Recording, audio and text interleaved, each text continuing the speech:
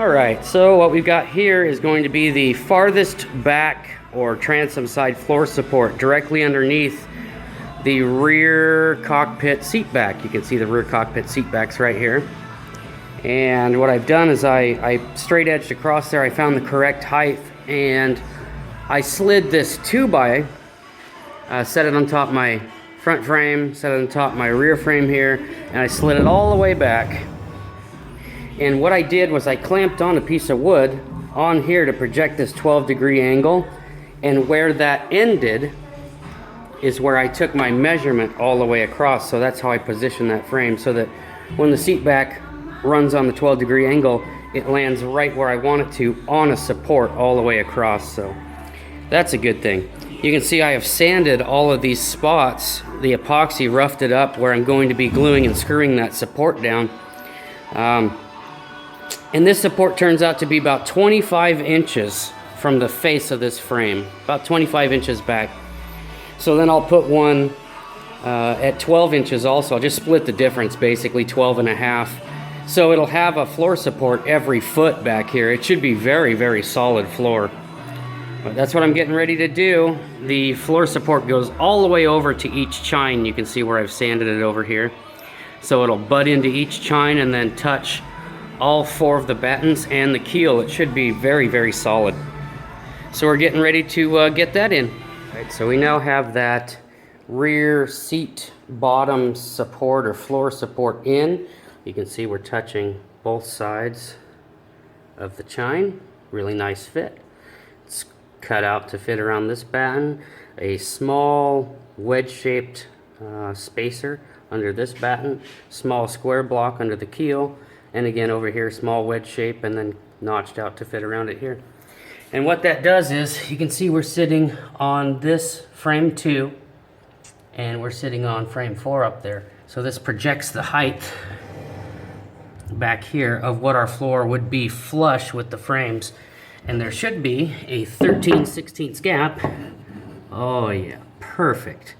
So that's our floor height right there. So we're dead on, and I've checked that all the way across, and it's dead on. So that is officially in, and we'll let that dry up and start laying out for this next one and get the next middle one built. Making good progress. So we now have our floor support 13/16 below the floor timber at frame 5.5. This was the last forward one I needed to do. And I put a little famo wood here. I'm going to famo wood all of these holes up. And I think I'm going to start doing that. All of these holes that are across here, they'll all get famo wooded on both sides. I'll go ahead and get all of the bottom floor supports in, famo wooded, sanded, and epoxied, encapsulated. And then I think I'll come up here and I'll start filling all of these holes as well. I was debating on whether or not to fill these. And I just think it's cheap insurance. Go ahead and fill them prior to epoxy encapsulating them, just to guarantee that no moisture can work its way around the screw into the wood and start splitting things. Or I think it's a good idea. I'll go ahead and famo wood all of these up before I epoxy encapsulate everything. But floor supports, making good progress, coming right along. All right, so what I'm working on today is the next floor brace. Which splits the difference between this farthest back one and frame 2. You can see where I've sanded the epoxy all the way across where that's going to go. And here it is. And just like the other one, there's a small wedge-shaped shim here. There's a larger wedge-shaped shim here. And then there's the center. This will rest on the keel. So this is all drying up right now. And tomorrow I'll get the finished sand work done on it. And then we'll get it screwed across here, glued and screwed down. And while that's been sitting up there drying, I started, look at that. Are those not awesome? So that is that's where my front cockpit seat back ended. Basically, I put a straight edge on here, and I just ran that line on this 12-degree angle until it butted into the batten, and I made a mark. And then I went over to the other side. Same thing, dropped it down till it landed on the batten, made a mark. And then I pulled a measurement down each side to make sure that they were identical, so this isn't skewed in any way. measured from here to frame 4, and also from the same spot back to frame 2, and that measurement was identical. So then I drew my line all the way across, and this is where the next frame support's going to be. So I built all these little blocks. They are not epoxied down yet. I just finished test fitting them all. So I'll get them pulled off, I'll get sanded underneath of them and epoxied down, and then I'm going to use a piece of 13/16 by 2 inch tall, standing vertically 2 inch on the face of these all the way across, and that'll be uber stout. So it'll be running right across here, and then I'll screw through the face of it into this, and I can set the height of that by moving it up and down. So with this straight edge across here and putting a 13/16 piece underneath that, which would simulate the height of the floor, there's about an 1/8 inch gap between the tops of these and the bottom of that 13/16. So when I get ready to attach that face or the cross runner all the way across, I'll clamp a piece of 13/16 under here and take my runner and slip it up until it butts into that, and then that's perfectly flat all the way across. So the designs, at least, I just kind of eyeballed it, what I thought would look good. Not that you'll ever see them anyhow, but making great progress. So we now have the center support in. It is screwed in 2 places on 2 battens. The closest to the center batten on both sides, one here and one over here, just like the far back one. So this rear half is now officially ready for floor planks, and all of my little supports are now dry up front. So next thing I'll be working on is getting my chine to chine piece of 13/16 by 2 inch all the way across here and screwed to the faces, get the space right. And I'll pre-drill and get everything screwed and double check my fits, and then I'll pull it off and get it pulled off and epoxy it all the way across. So we're making good progress. Once I get this one done from chine to chine, then I'll decide how wide I want my seat base to be, and I'll build them for the opposite side or opposing side, so that I'll plank from here back, and then I'll plank from my front ones forward, and this center section here, there'll be no planks underneath the seat, so I can flip the seat up and there'll be storage down on the bottom of the boat here. That's my plan anyhow. We'll see how it works out. Making good progress. Alright, so we now have our next floor support all the way across from chine to chine. And again, this was the one that we set our 12-degree angle. We just ran that down to the floor and located our little blocks. So when you stick a straight edge on this 12-degree and run it down, we end up landing right in here somewhere, but that's okay because my floor is going to come right up to, I may even extend the floor an extra 1/2 inch or so, 3/4 of an inch past this, so it gives me a little room to slide my seat base forward and back to get the position I want. But I got all that glued in tonight. You may or may not be able to see the epoxy behind it. So that's official. It's glued, it's screwed. It's 2 inches, not quite 2 inches tall, 1 3/4 tall. And then it's basically flat from here to about here, and then you can see I started cutting an angle to clear the slope of the floor on both sides. But that's official, it's in and glued. So it turned out really nice. It looks really good. And I've got some temporary blocking right here on both sides. And the reason I did that was because this particular piece of wood had a bow to it. So I flipped it around so the bow was running this direction, drilled and located my center screw, and sucked that thing flat, but the ends wanted to curl in some. So I cut these spreaders. I took that measurement, which turned out to be 21 1/16 from the face of this floor support, and I just cut 2 temporary blocks, one for this side and one for that side right there. So I cut those temporary blocks so that when I got this glued in, they can hold it in place until the epoxy cures, and then I'll pop them out and be good to go. So we're making fantastic progress. I got to figure out how wide I want my seat base to be, and that's where I'll locate this next one. And then I think we can, at that point, I can start planking, I think, from frame 4 back. I can plank all of that. And because my fuel tank will be up here in the bow, it'll lay on my floor planks and it'll be slid all the way tight up against frame 5.5 here. You know, it's going to be a 12-gallon tank. You know, roughly 8-ish gallon, or 8 pounds per gallon. You know, it'll be over 80 pounds anyhow. If it were a full tank, which I doubt I'll probably ever run, I'll probably only run about 6 gallons or so in it, half a tank at a time. But you know, 40, 50 pounds, let's call it, on the heavy side, sitting right up here. I may end up putting some sort of stiffener down the center just to take some of the weight of that tank. It might not even be necessary. Once I get this planked in temporarily, I'll probably crawl up in here and stand on it, jump on it, see how it feels. You know, if it'll support me, it's going to support 80 pounds of fuel on the heavy side any day. So, still may put some stiffeners in here, not sure. Definitely got to build one more of these cross supports up here. But, and I'll probably do the exact same thing as far as my little blocks. I really, really liked how they turned out. And it made setting the height of this really, really easy after I got all my blocks screwed in and made sure that they were lower than my floor planks.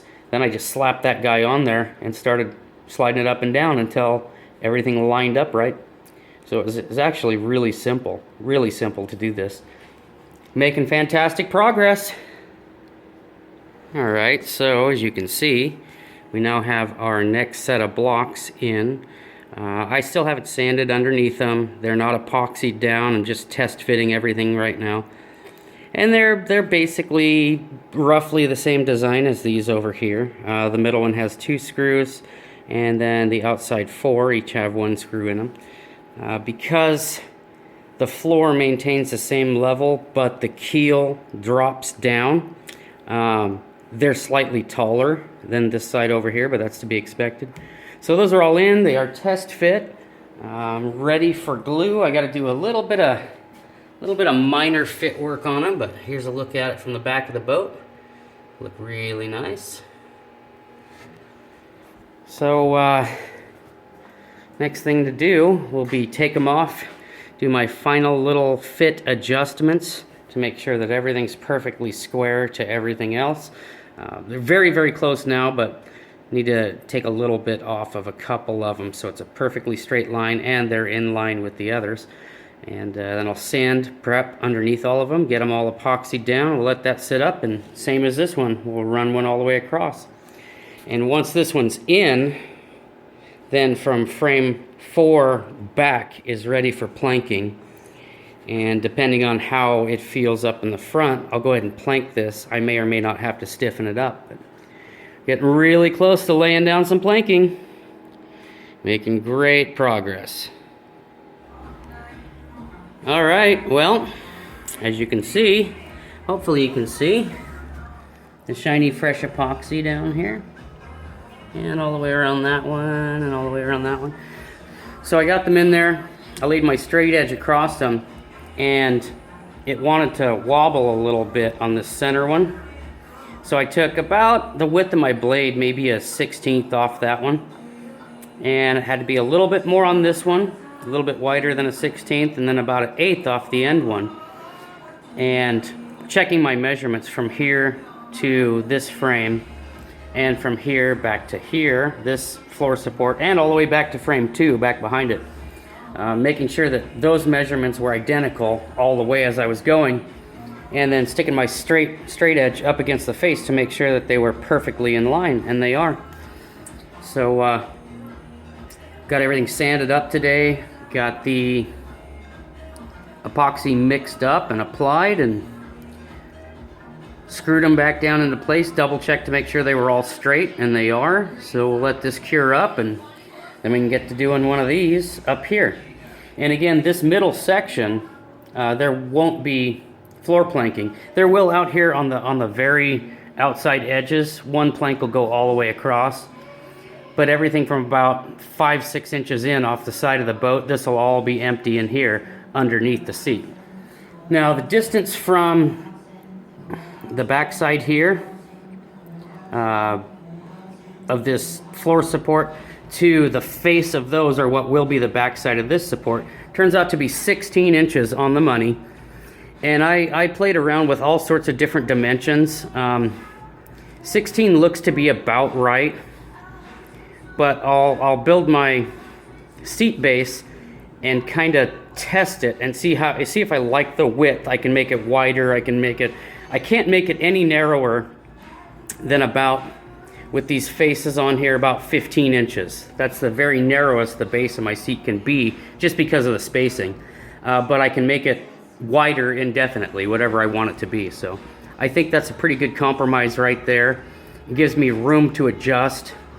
I just happened to find something that was leaning at about 12 degrees and sit up against it and then start measuring from the floor out on my legs to where I thought the edge of the seat would be comfortable, and that turned out to be about 16 inches, 17 inches. So again, it's set from the face of these blocks to the face of these blocks. It's set at about 16 inches. So making fan-damn-tastic progress, getting closer and closer every day.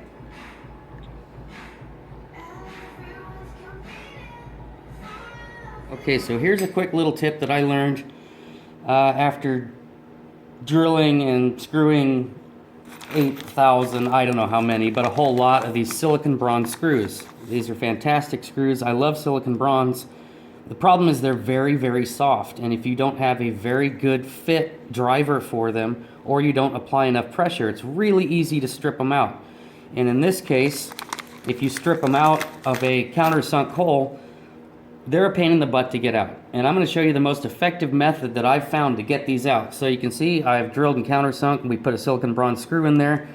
So now we're going to strip it out. Let's get it good and stripped. There we go. Now let's strip it out in reverse too. Nice and stripped. Big old boogered up mess. So the best method that I've found to get that out is to find a hollow ground flathead screwdriver like this. Now this is my normal Craftsman mechanic screwdriver, and hopefully you can see the profile difference. It's a tapered tip, whereas the hollow ground has got kind of a hollow ground tip in it. I don't know how else to explain it. Hopefully you can see the difference in the two. This would probably work, but the hollow ground worked very well. So what we're going to do here, we're going to grab a man hammer and this little hollow ground bit. We're going to stick it in the flathead slots, and we're going to beat it in there pretty damn hard. Don't be afraid. And we're basically forcing new flathead grooves into that soft head. It'll stand there, it'll stick up out on its own. So then I just take a 1/4 inch driver I put on here, and let's see, with enough down pressure, look at that. You can back that stripped screw relatively simply right back out of the hole.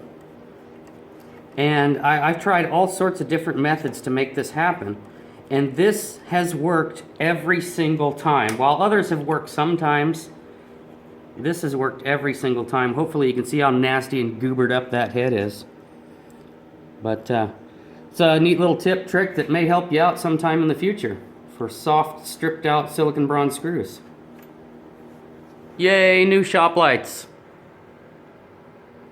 We finally got some good lighting back in the garage now. Alright, so we now have our forward floor support in. This is again a dashboard, frame 4, dashboard of the forward cockpit or driver cockpit. And it's again 16 inches from the face of this block to the face of this block. And this is roughly how wide my seat base is going to be. So all the blocks are now glued in and official and screwed and done. And then I cut this piece and fit this piece in today.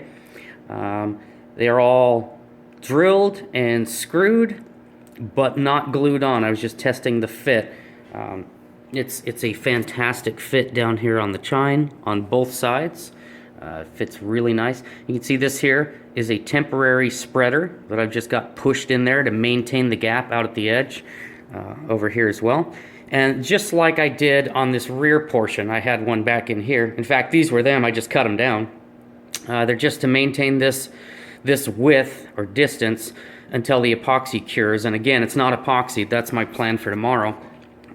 But turned out really, really nice. I'm really happy with it. Laying a flat straight edge on the top of here, and on the top of here it just touches this all the way across, so it's perfectly flush. It's the right height. And again, there won't be any planks in this area except for about 6 inches from the side of the boat in, and then this will all be storage under my seat base under here. So one plank will run from here all the way back to frame 2 underneath there, sit on top of that ledge, 5 or 6 inches wide, and then nothing here for storage under the seat. So that's where we're at. I have to remove this floor support, sand everything up, at least sand my chines up. All of this bare wood doesn't need to be sanded, but I'll prep it all with rubbing alcohol. That's what I use to prep all of my glue joints is, what is it, 91% rubbing alcohol. It dries very, very quickly, clean, leaves no residue, and it removes any sanding dust, impurities, oils, or any of that kind of crap that may be on it. It removes all of that, dries quickly, and preps. So every place where I attach wood to wood with epoxy gets cleaned with that rubbing alcohol prior to the epoxy. So I got to do that, get some epoxy mixed up, get it applied, and get this officially glued in place. So we're making good progress. Damn it, I just can't win with these dang lights. Alright, well, it's officially December 1st. For the month of November, you can see we went up 23 hours even. 22 hours were on the floor. That brings our floor hours up to 29 3/4. And 1 hour into deck framing, so that brings the deck framing up to 38 3/4 hours.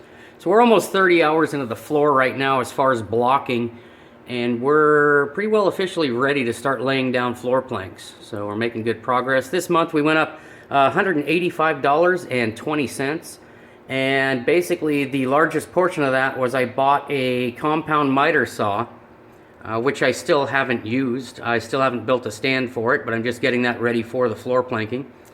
So that was $150. I bought a countersink bit and another plank of mahogany to continue on the floor planks.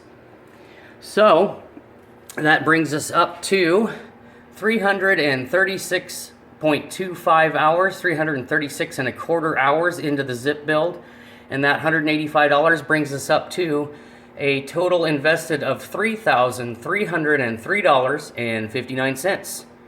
So let's see where we're at. So here's where we are.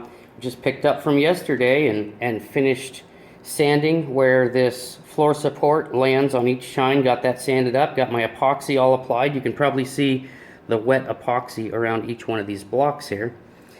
Got that glued in, and you can see I've got my temporary spreader sitting here and one on the other side to hold that gap again until the epoxy cures on the chines, and then we can pop those out. So we're officially ready for floor planking, I believe, at least from the back of the boat up to frame 4. And again, I'll probably go ahead and plank from here forward and then see what kind of weight the floor is going to take. If it feels spongy, I'll go ahead and add a couple extra stiffeners in here to support the weight of the fuel tank. Let's drop down in between battens here. Looks pretty awesome. So we're making fantastic progress. Coming right along. We take a look over here. This is that new compound miter saw that I bought. It is a Skill brand as well. I haven't even plugged it in yet. I've had it about 2 weeks just sitting here. I've got to build a stand for it, but I picked that up in preparation for making all of my floor planks to make sure that they're cut perfectly straight at 90 degrees. So we got that, but we're making fantastic progress. Coming right along, ready for floor planks. Things are just looking beautiful. I can't win with these damn lights. Fix one, 2 others fail. Oh well. So thanks for watching. Don't forget, if you haven't subscribed to the channel, please subscribe, rate, and comment. I love reading your guys' comments. Thanks for the thumbs up. Check out the Glen-L website. I'm fairly active on that forum, so you can possibly see things on the website that you don't see on here, and vice versa. This will be the last time I'll see you guys before the holidays, so have a Merry Christmas and a Happy New Year, and we'll probably see you, well, we will see you January 1st for the new year with an update of December's videos. But again, thanks for watching, and we'll see you on the next update of Building the Zip.